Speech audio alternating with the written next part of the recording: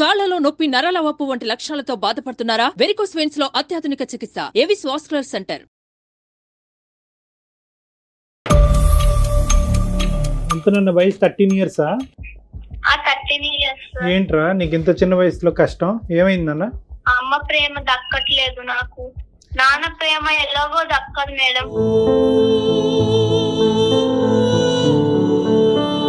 కోపంగా చూస్తుంది, కొడతానికి వస్తుంది సార్. నేను పరిగెత్తేస్తాను సార్. ఒక అంకుల్ వస్తున్నారు మేడం ఇంటికి. పేరెంట్స్ మీటింగ్ కూడా రాదు సార్. అందరు మదర్ డాడీస్ అందరు వచ్చారు సార్. నేను ఎవరు మా మదర్ కూడా రాలేదు సార్. ఆ పిల్లకి ఏం జరుగుతుంది అనేది తెలుసు, చెప్పుకోలేకపోతుంది. చెప్తే ఏం జరుగుతుందో తెలియదు. ఫ్రెండ్ కూడా మాట్లాడట్లేదు నాతోటి. నా ఒక్కదానితో నేను నా మనసు చెప్పుకుని ఉంటున్నాను. నేను నాకు అమ్మ ప్రేమ కావాలి సార్. ఈ అంకుల్ ఎవరమ్మా? నాన్నగారు ఫ్రెండా?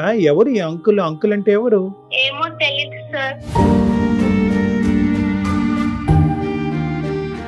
అమ్మ గురించి చెడ్డ అభిప్రాయం, నాన్న గురించి చెడ్డ అభిప్రాయం అన్నది తెచ్చుకోవద్దు. అమ్మ ప్రేమ కొంచెం సొల్యూషన్ చూపించండి సార్. నాకు అదే చాలు ఇంకా.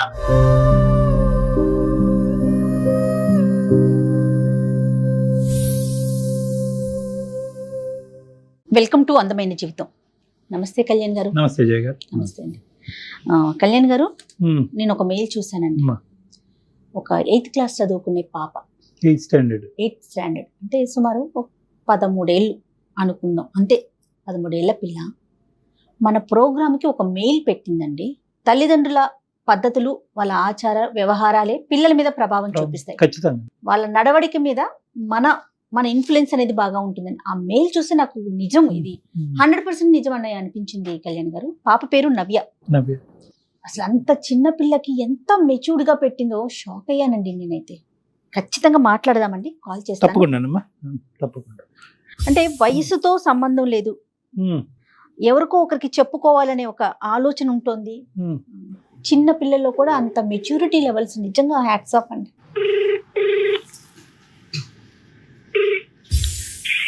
హలో నవ్య అమ్మ మాట్లాడేది? అవును మేడం. అమ్మ, నేను జయాని అందమైన జీవితం ప్రోగ్రామ్ నుంచి కాల్ చేస్తున్నాను నాన్న. మాట్లాడొచ్చా నీతో? నమస్తే అమ్మా, మాట్లాడొచ్చా? మాట్లాడచ్చు మేడం. ఓకే, నీ మెయిల్ నేను చూసాను. నీ ఎమోషన్స్ మొత్తాన్ని మెయిల్లో పెట్టావు నాన్న. మరి డాక్టర్ గారు ఉన్నారు, కళ్యాణ్ చక్రవర్తి గారు. డాక్టర్ గారితో మాట్లాడతావా మరి? మాట్లాడతాను మేడం. ఓకే అమ్మా. నవ్య ఎంతనన్న వయసు? 13 years? 13 years. ఏంట్రా నీకు ఇంత చిన్న వయసులో కష్టం ఏమైందన్న? సార్ నేను చెప్పుకోలేని బాధ సార్. ఏంటమ్మా అది? నేను అమ్మతోటి ప్రేమ పంచుకోలేకపోతున్నాను మేడం. అంటే ప్రేమ పంచుకోలేకపోవటం అంటే?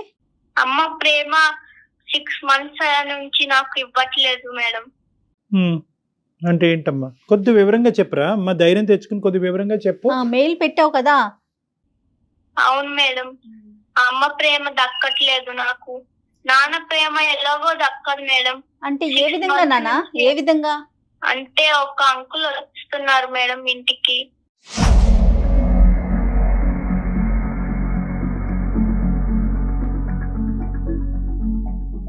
మంచి నుంచి ఇలా ఏమైనా వాటర్ అడిగినా, స్నాక్స్ అడిగినా కోపగించుకుంటుంది మేడం. ఈ అంకుల్ ఎవరమ్మా? నాన్నగారు ఫ్రెండా? ఎవరు ఈ అంకుల్? అంకుల్ అంటే ఎవరు? ఏమో తెలీదు సార్. అమ్మ దగ్గరికి వస్తాడు. అప్పటిదాకా వాళ్ళిద్దరు మాట్లాడుకుంటారు అంకుల్. నేను ఏదో వాటర్ తీసుకుందామని వెళ్ళేటప్పటికి వాళ్ళిద్దరు నా వంక సీరియస్ గా చూస్తారు అంకుల్.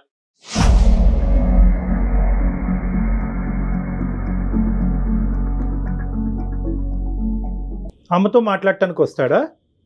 అమ్మతో మాట్లాడతాడు సార్. మరి ఆ టైం అప్పుడు నాన్న ఎక్కడ ఉంటాడు? నాన్న ప్రేమ నాకు దక్కట్లేదు అంటావు, మరి నాన్న ఎక్కడున్నాడు? ఈ ఊర్లో లేడా? ఎక్కడుంటాడు నాన్న? నాన్న జాబ్ కి వెళ్ళిపోతాడు సార్. ఎప్పుడో సాయంత్రం మేము పడుకున్నాక వస్తాడు, తింటారు, పడుకుంటారు. మాకు అసలు మేము మళ్ళీ పొద్దుట్లు లేసేటప్పుడు కూడా ఉండడు ఇంట్లో. మేము స్కూల్ కన్నా ఇంకా మేము స్కూల్ కి వెళ్ళిపోతాం. మళ్ళీ వచ్చి నాకు పడుకున్నాక వస్తారు నాన్న.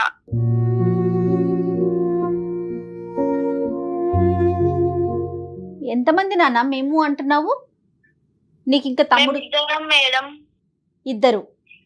అవును మేడం. ఎవరు నీ తర్వాత ఉన్నారా? నేను మా తమ్ముడు. తమ్ముడు ఏం చదువుకుంటున్నాడు? తమ్ముడు 5th క్లాస్ మేడం. మరి తమ్ముడికి కావాల్సినవన్నీ ఎవరు చేస్తారమ్మా నవ్య? అమ్మే చేస్తారు మేడం. నన్ను 6 months నుంచి అసలు చూడట్లేదు. అంతకు ముందు ఎలా ఉండేవారు? చాలా ప్రేమగా ఉండేవాళ్ళు. నాన్న అంత పట్టించుకునేవారు కాదు. నాన్న జాబ్ లో నాన్న ఉండేవారు. మాకు అంత ప్రేమ ఇచ్చింది అమ్మే. మా అమ్మ ఇలా మారటానికి కారణం ఏమంటావు అమ్మా? ఏదో అంకుల్ ఏదో అన్నావు, అంటే ఆ అంకుల్ రావటం వల్ల అమ్మ మీకు ప్రేమ ఇవ్వట్లేదా ఏంటి? నాకు అర్థం కావట్లేదు. అవును సార్, అంకుల్ రావడం వల్ల మాకు ఒక చిన్న ప్రేమ కూడా ఇవ్వలేకపోతున్నారు.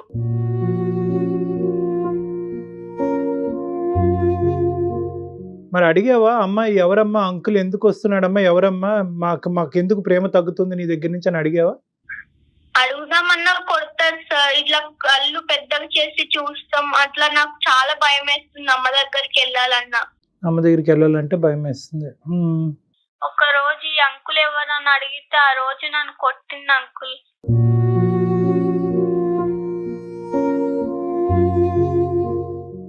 ఎవరి దగ్గరైనా డిస్కస్ చేసావా నవ్య ఈ విషయాన్ని? ఏమ్మా? మా ఫ్రెండ్ కి చెప్పాను మేడం ఒకసారి. చెప్తే వాళ్ళ మమ్మీకి చెప్పిందంటే మా ఫ్రెండ్ కూడా మాట్లాడట్లేదు నాతోటి.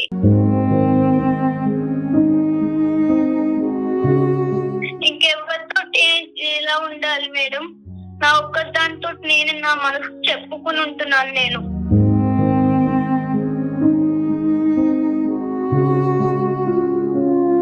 అమ్మ తమ్ముడు కూడా బాధపడుతున్నాడమ్మా? తమ్ముడు కూడా ఇలాగే ఫీల్ అవుతున్నాడా నీలాగే? తమ్ముడు చిన్న పిల్లోడు అంకుల్. తమ్ముడికి ఏం తెలిస్తే స్కూల్ కి వెళ్తాడు, వస్తాడు, నాతో ఆడుకుంటాడు, పడుకుంటాడు.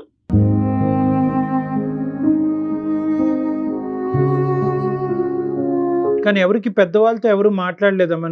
నువ్వు పడే బాధ ఎవరికి పెద్దవాళ్ళతో ఎవరు చెప్పుకోలేదు? అమ్మమ్మ వాళ్ళు కానీ నాయనమ్మ వాళ్ళు కానీ ఎవరితో మాట్లాడతావమ్మా నవ్య? వాళ్ళు అమ్మమ్మ దగ్గరికి వెళ్తాను మేడం హాలిడేస్ వస్తే. అంటే ఇప్పుడు వరకు ఏం చెప్పలేదు అమ్మమ్మకు కూడా. అమ్మమ్మ బాధపడుతుంది కదా మేడం అమ్మ వల్ల. ఎంత మెచ్యూర్డ్ గా మాట్లాడుతోంది డాక్టర్ గారు. నాయనమ్మ వాళ్ళు ఎక్కడ ఉంటారమ్మా?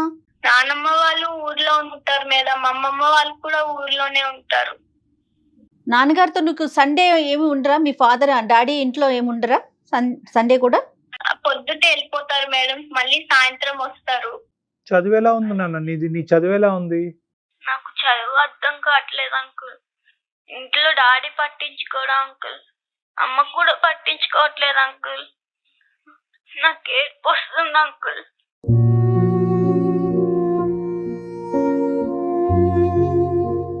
ఏమవ్వాలనుకుంటున్నావు లైఫ్ లో నువ్వు?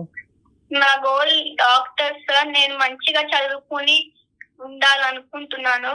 అమ్మ వల్ల ఇలా నేను కొంచెం నాకు శాంతం చిన్న పిల్ల కాదు, అందుకని పెద్ద పిల్లను కాదు. ఏదైనా కూడా తన ఏజ్ లో కొన్ని అంశాలు తనతో మాట్లాడటానికి ఇక్కడ వీలు పడదమ్మా, దొరకట్లేదు కదమ్మా. ఇప్పుడు నువ్వు ఏం కావాలని మాకు చేసావమ్మా? అంటే నువ్వు చాలా మంచి పని చేసావు, ఈమెయిల్ పంపించావు. అట్లీస్ట్ మాలాంటి వాళ్ళు నీలాంటి వాళ్ళకి హెల్ప్ చేయగలవు అనేటటువంటి ఉద్దేశంతో నువ్వు చేయటం అన్నది చాలా గొప్ప విషయం అమ్మా. నువ్వు అమ్మ ప్రేమ కావాలి సార్. అమ్మ ప్రేమ కావాలి. సొల్యూషన్ చూపించండి కొంచెం.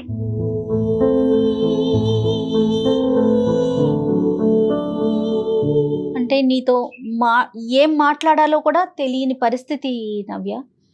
కానీ కాదు డాక్టర్ గారు, ఒక్కసారి వాళ్ళ అమ్మమ్మ వాళ్ళతోనూ నాయనమ్మ వాళ్ళతోనూ డిస్కస్ చేస్తే ఎలా ఉంటుందంటారు? అది ఒక సొల్యూషన్. నాన్నకి అమ్మకి రిలేషన్షిప్ ఎలా ఉందమ్మా నవ్య? బానే ఉంటారు సార్. నాన్న సాయంత్రం వచ్చినా కూడా అన్నం అవన్నీ పెట్టి పడుకుంటారు సార్ అమ్మ. అలాంటివి కొంచెం 6 months నుంచి అంత ప్రేమ ఇవ్వట్లేదు ఎవరికి. నాన్నతో ఎప్పుడన్నా చెప్పడానికి ప్రయత్నం చేసావా? అంటే పేరెంట్ టీచర్ మీటింగ్స్ ఉండరు సార్, సాయంత్రం వస్తారు అంతే. సో నాన్నకి చెప్పుకోవడానికి కూడా చూసేటప్పటికి వెళ్ళిపోతారు జాబ్ కి. స్కూల్ కి మేము లెగుస్తాం కదా సార్, నాన్న ఇంకా ముందరే వెళ్ళిపోతారు. కానీ అమ్మే కదా నాన్న నవ్య. అంటే ఈ 6 నెలలు తప్ప దానికి ముందు అమ్మ అయితే కనుక మీతో పాటే ఉంది, మీకు కావాల్సినంత ప్రేమ ఇచ్చింది, మీరు అడగకుండానే బోల్డ్ అని ఇచ్చింది. సో అలాంటి అమ్మ అంత అలా మారిపోతుంది అని నేను అనుకోవట్లేదు నాన్న. అంటే నువ్వు చూసింది నువ్వు, అనుభవించింది నువ్వు, కాదనట్లేదు. కానీ నీ వయసులో ఏంటంటే తల్లి గురించి కానీ ప్రేమించేటటువంటి వాళ్ళ గురించి కానీ సహజంగా ఇలాంటి మిస్అండర్స్టాండింగ్స్ రావటం ప్రేమకి తూకం వేయలేం కదా నాన్న. ప్రేమ ఇప్పుడు ఇచ్చింది ఇవ్వలేదు అన్నది అమ్మతోనే మాట్లాడితే ఈ వ్యక్తి అన్నది పక్కన పెట్టేసి అది నీకు వయసుకు మించిన సబ్జెక్టు, అక్కడ ఏమవుతుంది అన్నది మాకు తెలియదు. ఆ సబ్జెక్ట్ నీతో మేము మాట్లాడదలుచుకోలేదు.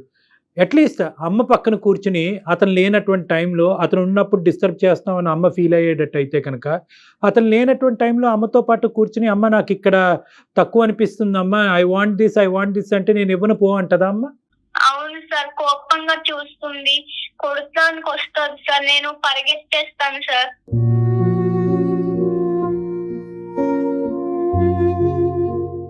ఏది అతను లేనటువంటి టైంలో కూడా అమ్మనది అడిగితే అమ్మ కోపం వస్తుంది సార్. నేను వెళ్తాను, స్నాక్స్ ఏమన్నా ఉన్నాయి అంటే లేవు వెళ్ళు అంటారు సార్.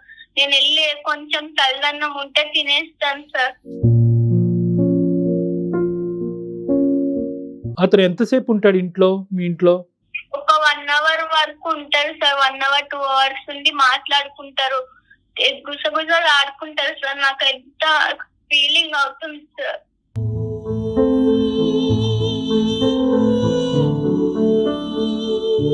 మేము బయటకు వెళ్ళి సంవత్సరం అయిపోయింది అంకుల్. మా ఫ్రెండ్స్ ఏమో సండే అవ్వగానే మండే వచ్చి మేము అక్కడికి టూర్కి వెళ్ళాం, ఇక్కడికి వెళ్ళామని చెప్తుంటే బాధ వచ్చేస్తుంది నాకు. ఎందుకు ఇలా ఉంది మా ఇంట్లో అర్థం కావట్లేదు అంకుల్. నువ్వు ఒకటి అర్థం చేసుకోనన్నా, నీ బాధ చాలా నీ చిన్న వయసుకి ఎవరికి రాకూడదన్నా. నీ చిన్న మనసు చాలా గాయపడింది, కాదనట్లేదు. కానీ ఈ టైంలోనే నువ్వు ధైర్యంగా ఉండాలి. ఇలాంటి ప్రాబ్లమ్స్ సహజంగా వస్తూ ఉంటాయి. దీన్ని ఒక కంక్లూజన్ తీసుకెళ్ళొద్దు, ఒక రాంగ్ కంక్లూజన్కి ఏది రావద్దు. నీ మనసు పాడు చేసుకోవద్దు.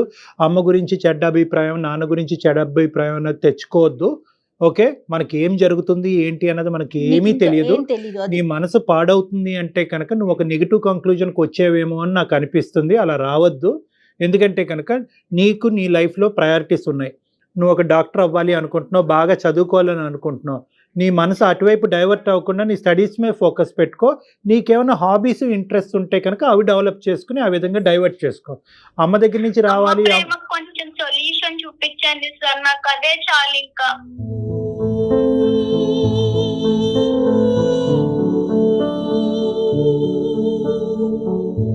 నాన్న, మా వంతు ప్రయత్నం మేము ట్రై చేస్తాము. కానీ నేను నీకు చెప్పేది ఏంటంటే కనుక నీకు ఏదైతే రావట్లేదు అని అనుకుంటున్నావో దాని మీద నువ్వు ఎక్కువ దృష్టి పెడితే కనుక అది ఇంకా ఇంకా దూరంగా నీకు అనిపిస్తూ ఉంటుంది.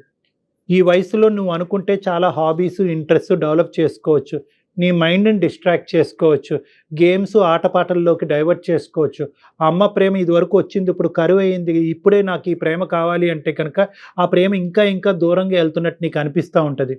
ఇంకొక అంశం నేనేమంటున్నానంటే, నీ చుట్టుపక్కల నువ్వు బాగా నమ్మి నువ్వు కాన్ఫిడెంట్గా ఉండేటటువంటి వ్యక్తులు ఎవరు ఉండకపోరమ్మా.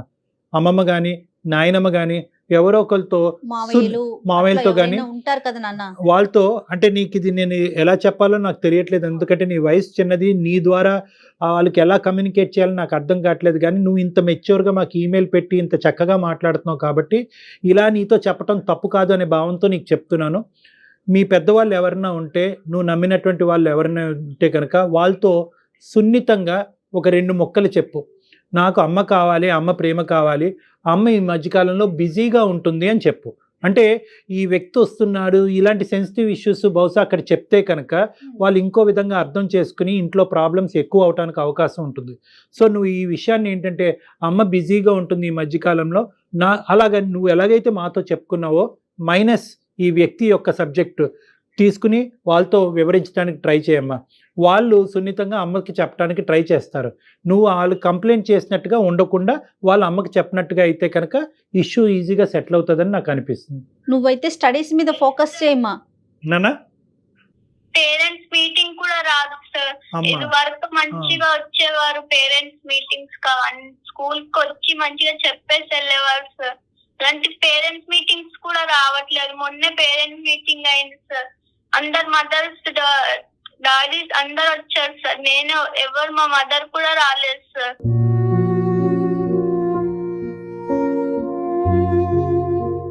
ఇప్పుడు ఎవరు ఫోన్ నాన్న? ఇది ఎవరి ఫోన్ నుంచి మాట్లాడుతున్నావు? అమ్మ ఎక్కడుంది ఇప్పుడు? అమ్మ పడుకుంది సార్. అమ్మ పడుకుందా? మీరు అమ్మ పడుకున్న టైంలో మీకు ఫోన్ చేస్తే నువ్వు ఎత్తావు. అవును సార్, 2 ఫోన్స్ ఉన్నాయి సార్. ఒకటి నా ఆన్లైన్ క్లాస్ కి కొనిపించింది అమ్మ. Okay okay. ప్లీజ్ అంకుల్, నన్ను ఎక్కడికైనా పంపించండి అంకుల్. నేను ఇక్కడ ఉండలేకపోతున్నాను అంకుల్. నన్ను అమ్మమ్మ వాళ్ళ ఇంటికి పంపించండి అంకుల్.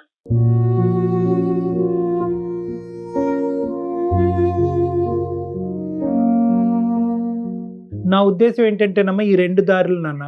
అమ్మకి ఇంకా పూర్తిగా నువ్వు కూర్చొని మాట్లాడేటటువంటి అవకాశం అంటే ఇంకా పూర్తిగా అమ్మ దగ్గరికి వెళ్ళి నీ బాధను పూర్తిగా మాతో వ్యక్తపరిచినట్టుగా అమ్మకి ఇంకా వ్యక్తపరచలేదేమో అన్నది నా ఆలోచన.